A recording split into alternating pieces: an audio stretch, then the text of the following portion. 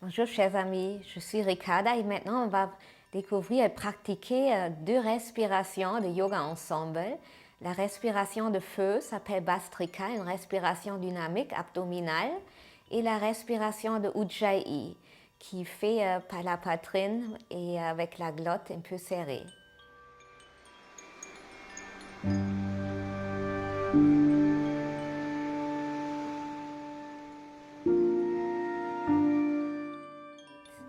Les deux respirations, c'est aussi utile de pratiquer régulièrement avec votre prof parce que spécialement Bhastrika, c'est une respiration avancée. Si on forçait, on peut hyperventiler et c'est pas utile, ça tourne la tête, c'est pas très sain. Ça veut dire c'est important de vous intégrer cette respiration petit à petit dans votre manière, dans votre rythme. Vous pouvez respirer moins intensif avec moins d'effort en début.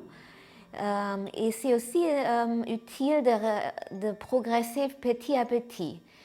Et ça veut dire qu'il faut arrêter peut-être plus tôt. Normalement, cette respiration, comme on va pratiquer dans l'enchaînement, c'est pas trop, mais si vous n'êtes pas confortable, n'hésitez pas d'arrêter plus tôt. Et maintenant, posez la main sur le ventre pour découvrir la respiration naturelle. Avec l'inspiration, le ventre se gonfle. Avec l'expiration, le ventre se baisse. C'est le même rythme dans Bhastrika, seulement maintenant vous travaillez avec la volonté et la force de muscle du ventre. Avec l'inspiration, vous poussez le nombril vers extérieur. Avec l'expiration, vous poussez le nombril vers intérieur. Vous respirez par le nez. Maintenant, accéléré et dynamique.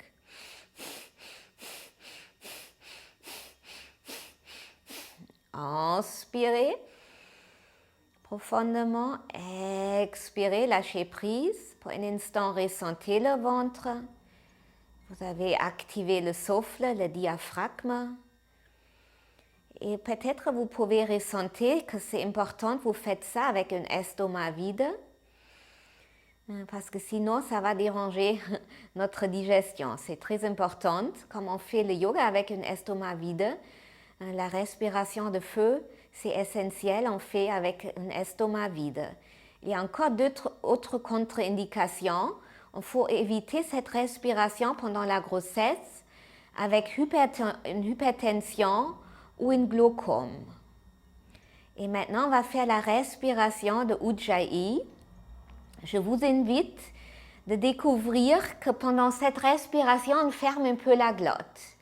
Si vous expirez par la bouche, naturellement, la glotte est un peu serrée. C'est comme ça.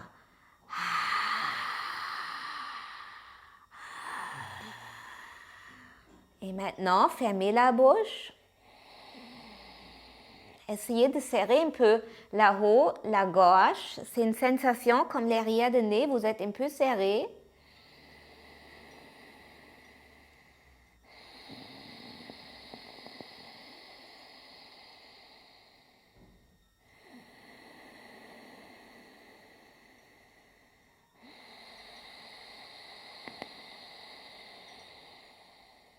Et naturellement, vous prolongez un peu le souffle. Pareil, comme pour Bhastrika, c'est important que vous ne forcez pas pour ne stresser pas le système nerveux. Et vous produisez un petit son comme vous pouvez écouter votre propre souffle. Et si une personne 5 mètres avant vous, peut-être dans l'autre coin de chambre, c'est important, la personne ne peut pas vous écouter. C'est dans une manière naturelle et douce que vous ne forcez pas pour votre système nerveux.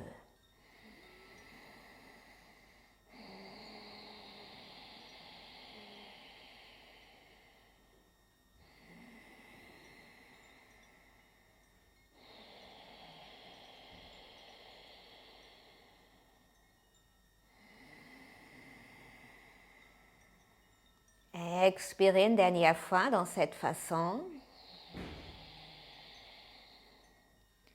Et ressentez la gorge. Vous avez activé le souffle pour toute la poitrine. Vous avez massé la thyroïde dans la gorge. Merci pour ce court moment de pratique. C'est les deux respirations qui sont intégrées dans notre enchaînement de yoga des hormones. Namaste.